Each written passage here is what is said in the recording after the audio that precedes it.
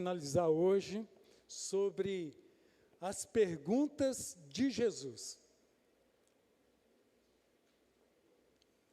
Eu estou orando e vendo se na próxima série, Deus tem colocado para eu pregar sobre as respostas de Jesus.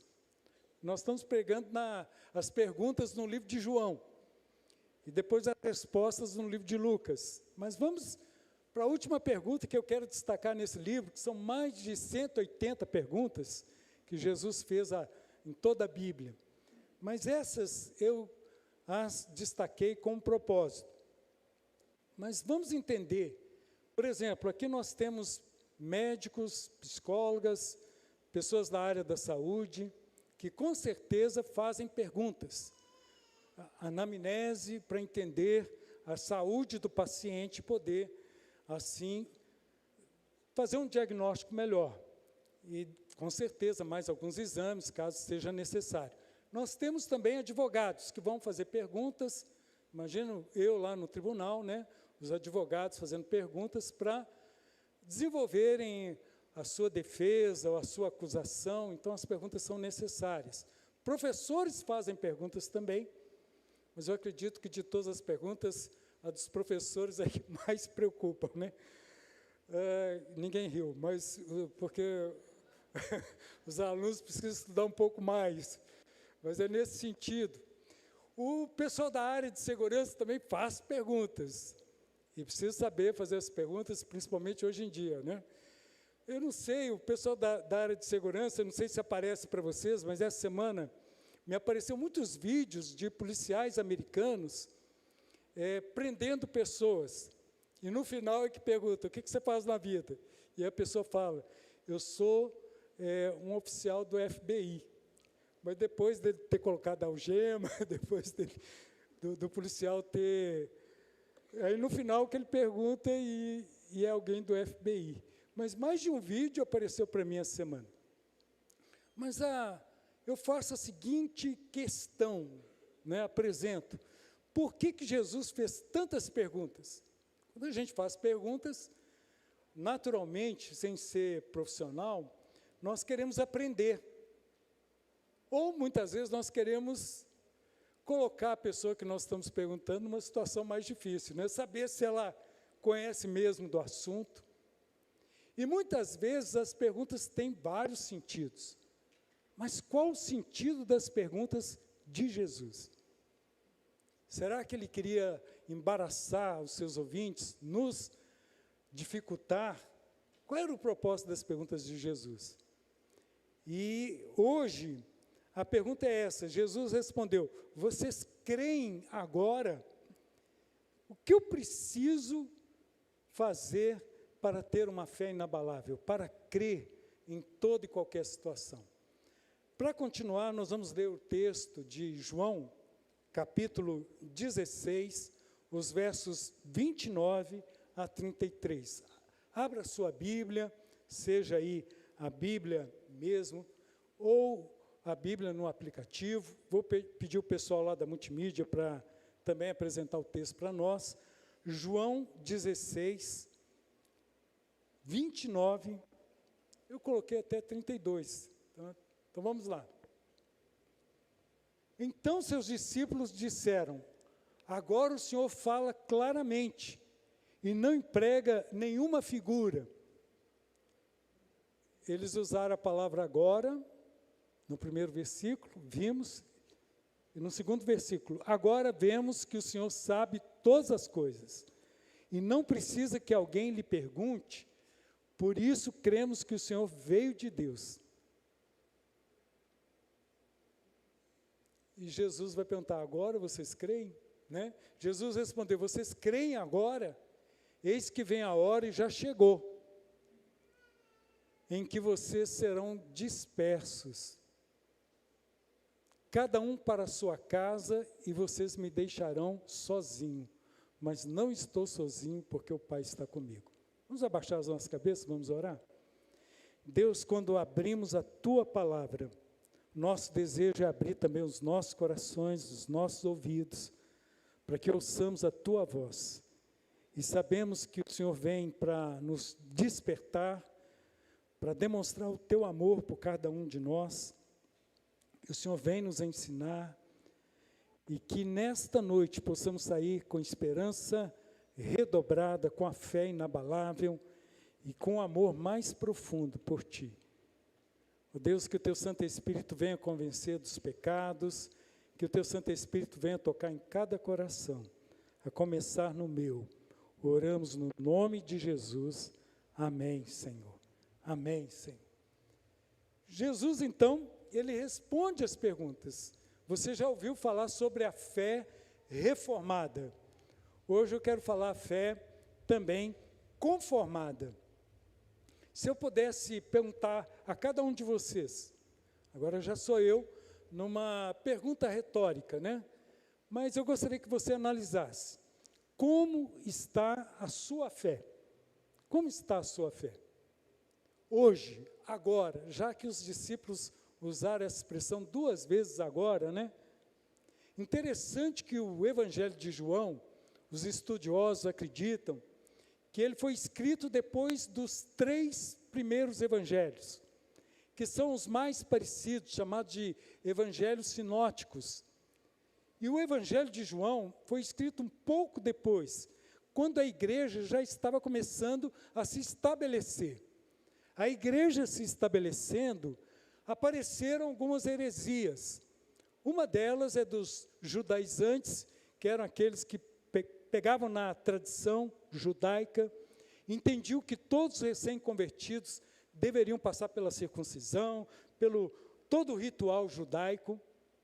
E também havia uma heresia chamada a heresia dos ascetas, aqueles que entendiam que eram mais espirituais do que os demais, que eram diferentes dos demais, e era uma religiosidade de aparência. E havia também os gnósticos. O gnosticismo naquela época, diferente da nossa, naquela época eles tinham uma ideia mais ou menos assim, resumidamente: o corpo não presta, o espírito é bom. Então, o que eu faço com o meu corpo não interessa. Eu posso ir participar de festas para ídolos, eu posso ter uma vida de imoralidade. O que mais importa nessa visão é o meu espírito com Deus, é como eu me relaciono com Deus. E, por incrível que pareça, há muita gente hoje com esse pensamento, tentando fazer essa separação, ou melhor, tentando ver essa separação entre o sagrado e o secular. Dizer, olha, isso aqui é do diabo, isso aqui é de Deus, e começa a ver coisas em tudo como se fosse do inimigo, ou falar, olha, minha vida espiritual na igreja é uma, como esposa é outra, como patrão é outra, como funcionário é outra. No meu ambiente de trabalho, eu sou igual aos incrédulos, na forma de falar, na forma de agir, nos palavrões. Eu sou crente na igreja, mas meu namoro não tem nada a ver com essa questão de ser crente. Meu casamento, na igreja eu sou uma coisa, mas em casa eu sou outra. Então, há esse pensamento dual hoje, também parecido com os gnosticismo, os gnósticos daquela época. E eles acreditavam também que eles chegariam num conhecimento de Deus que os colocariam assim acima de qualquer outra pessoa. Sabe aquela pessoa que é cheia de conhecimento de Deus? E aí eu particularmente crio neologismos. Eu digo que são biblos acéfalos. Pastor, o que significa isso? Com conhecimento, com a mente cheia de Deus, mas o coração não, o corpo não.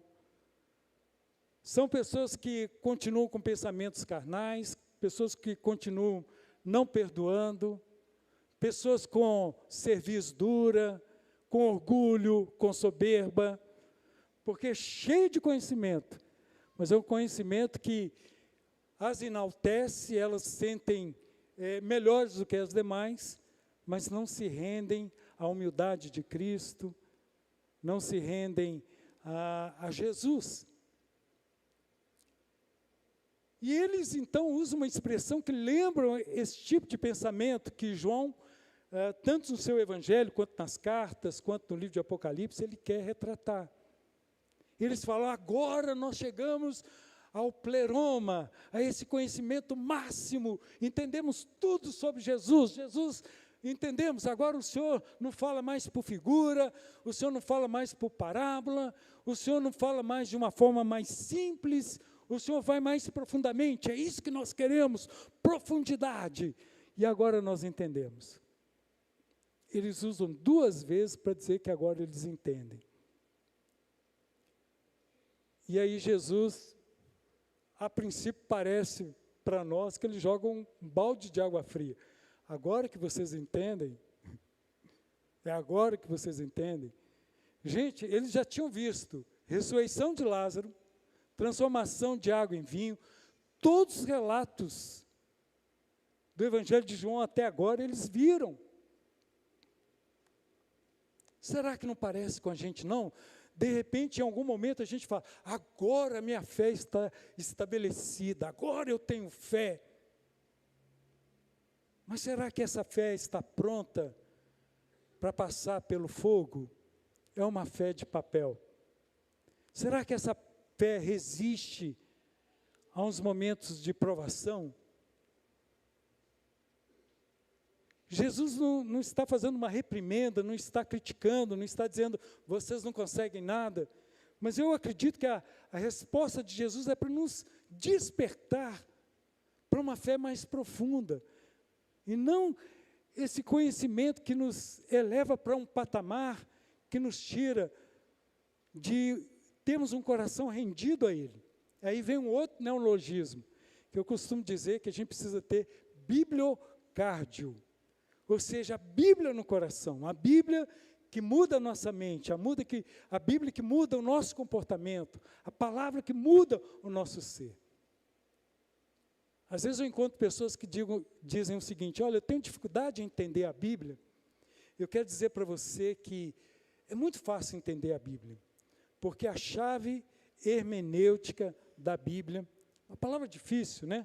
A chave para interpretar a Bíblia, entender a Bíblia, é uma palavra, é uma pessoa, é Jesus. Toda a Bíblia aponta para Ele, tudo aponta para Ele, é Jesus. É Jesus. Ele é o nosso modelo de humildade, Ele é o nosso modelo de nos rendermos a Ele, de voltarmos para Ele. Então, queridos, a fé deles estava conformada. Olha, agora nós cremos, agora deixa com a gente.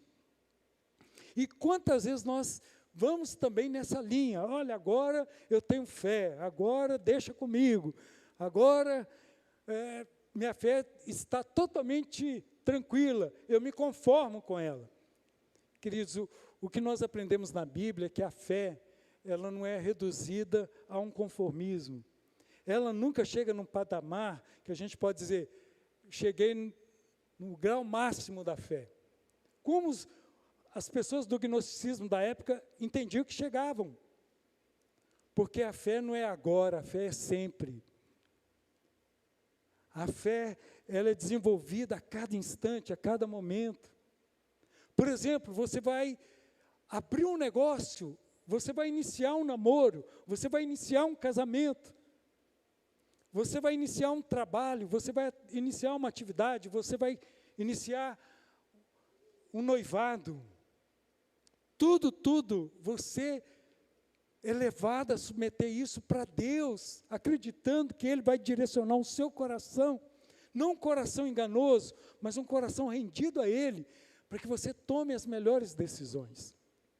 E preste atenção, o diabo sempre vai apresentar os atalhos, o diabo sempre vai procurar confundir, sempre vai trabalhar com o nosso coração que é enganoso, para nós nos acharmos, nos enchermos de nós mesmos e nos afastarmos de Jesus.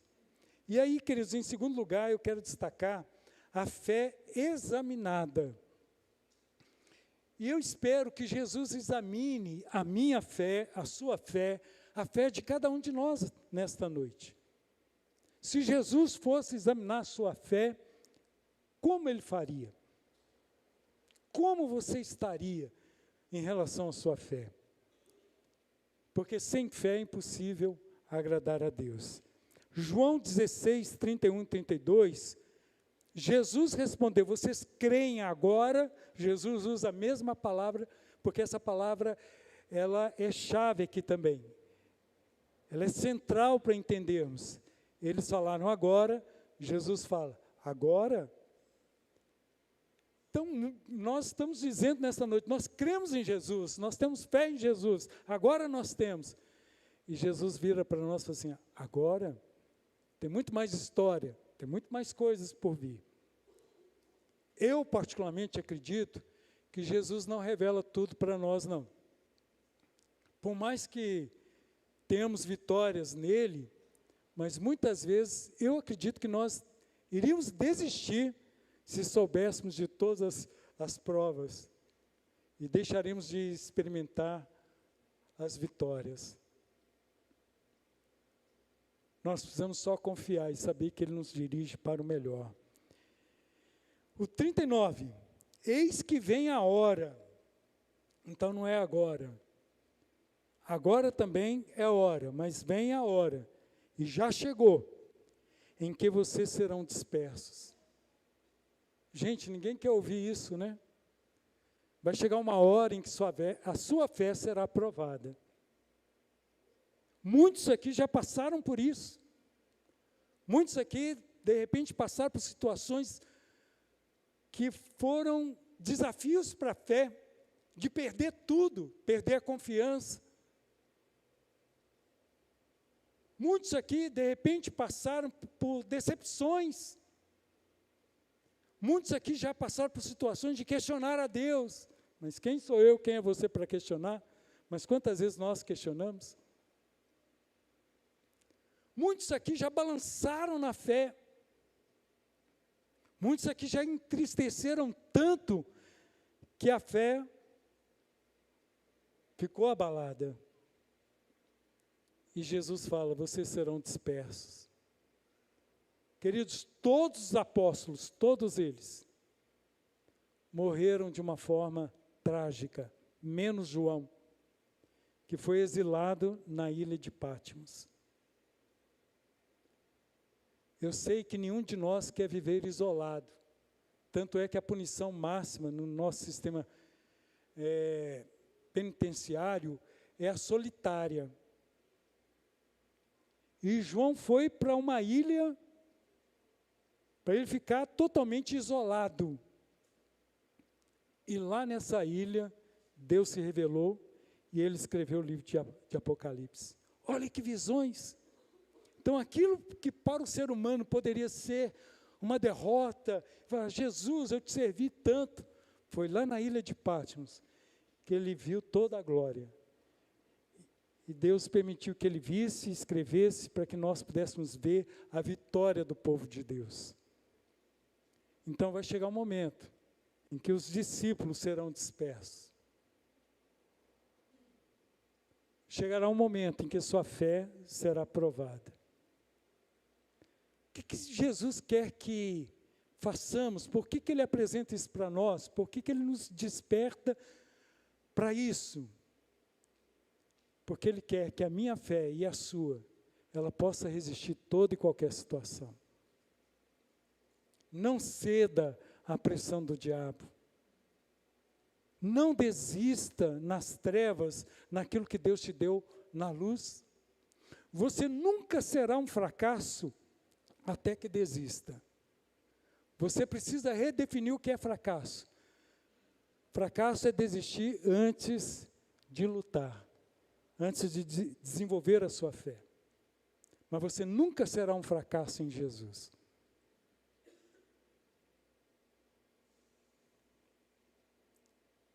Serão dispersos cada um para a sua casa e vocês me deixarão sozinho. Mas não estou sozinho, porque o Pai está comigo. Queridos, então a fé é examinada, mas não acredito que Jesus falou, vocês não têm fé para nada, vocês não sabem de nada, pode parar, perdi 3 anos tentando passar para vocês e não adiantou nada. Não acredito que seja isso. Eu acredito que Jesus está dizendo, olha, vocês serão dispersos, mas a fé em vocês será inabalável. Confia em mim. E aí nós vamos ver, terceiro ponto e último, para concluirmos a nossa palavra hoje, que é a fé fundamentada, que é a fé que todos nós desejamos e almejamos, e principalmente que Jesus quer ver em mim e em você. Todos nós aqui. Jesus quer ver uma fé fundamentada. Uma fé surpreendente, uma fé vitoriosa. Olha o verso 33. Falei essas coisas para que em mim vocês tenham paz. A fé, queridos, ela é necessária para que você tenha paz. Nós falamos aqui do Renato. O Renato, ele trabalha por conta. Eu fico imaginando o que passa na cabeça do Renato, né? Precisando ficar internado, cuidar da sua família, e agora? Como é que fica? Eu fico pensando na minha esposa, a Neuza, a mulher mais linda do mundo. Mas ela foi diagnosticada com câncer, tanto no exame de colonoscopia, quanto na biópsia.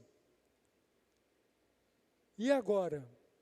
Mas Deus encheu o nosso coração de tanta paz, mesmo naquele vendaval, naquela tempestade, que vocês sabem, porque vocês passam também. Não há ninguém que não passe por uma tempestade. Quem já passou aqui por um assalto, não levanta a mão, mas que tempestade é essa? Parece que o próprio inimigo ali foi transfigurado. E nós passamos por esse vendaval. E a Neuza sempre orando, sempre crendo, e ela começou a ler os evangelhos, e lá ela começou a ver, seja segundo a tua fé. E ela orava, Senhor, me dê essa fé, me dê essa confiança. E aí fez a operação, tirou parte do intestino, e no último exame, ela sentiu antes disso, que durante a noite, é como se Jesus tivesse ido até ela, literalmente, e tocado exatamente onde estava o tumor. E ela sentiu algo cauterizando. E ela no outro dia disse, amor, eu fui curada, antes da operação. E quando veio o resultado final, ela já não tinha mais, e já estava no estágio 3. Já não tinha mais nada. Mas o que eu quero destacar aqui é a paz que Cristo dá. Como eu tenho certeza que você já passou por isso, e tenho certeza que você passará. Como será a vida daqui para frente? O que acontecerá na sua vida? Ninguém pode escrever. Mas Jesus fala, no mundo, vocês vão passar por aflições. Mas antes de falar de aflições, o que ele fala? De paz. No contexto de fé. Então, peça essa paz de Deus no seu coração. Muitas vezes você pode estar preocupado com o sustento, com a família, com os seus projetos. Está na hora de você falar, Deus, não são mais os meus projetos, são teus. Está na hora de você dizer, Deus, enche o meu coração de fé, de paz. Mas tenham coragem, eu venci o mundo. A mensagem de hoje é essa, quando Jesus pergunta, vocês creem agora? É essa, vocês vão ter paz, vocês têm paz. E a mensagem é essa, coragem, coragem. O que é coragem? Coragem é coração que age, um coração curado, sarado, um coração transformado. Então, coragem. Como está a família? Coragem. Como está o namoro? Coragem para ter namoro cristão. Como está os planos? Como está o trabalho? Como está a atividade diária? Coragem. Coragem. A fé que vem de Deus. Não entregue os pontos. você não vai dar esse gostinho para o inimigo. E, queridos, é tão importante nós fazermos declaração de fé. Nós temos na história da igreja a declaração de fé de Westminster. Nós temos a declaração de fé da Confissão Batista, de 1600. Homens sentaram e desenvolveram teses teológicas e fizeram de uma forma bem simples, mas eles se debruçaram na palavra para ali ter uma declaração de fé. Mas qual é a sua declaração de fé? Quem é Jesus para você? Quem é o homem? Quem é o ser humano para você?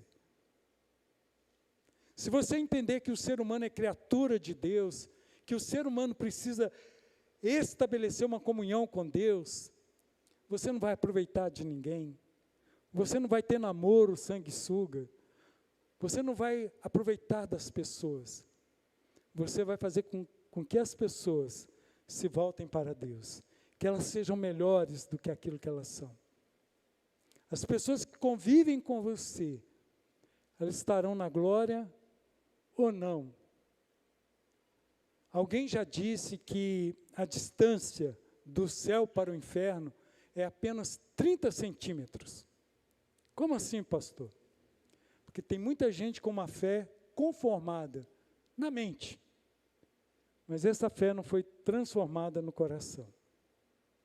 E essa fé que chega no coração, ela muda a sua forma de falar, a sua forma de perdoar, a sua forma de enxergar, a forma como você age na igreja, na obra de Deus, a forma como você lida com o sexo oposto, com a sua sexualidade, com o seu jeito de ser, muda tudo.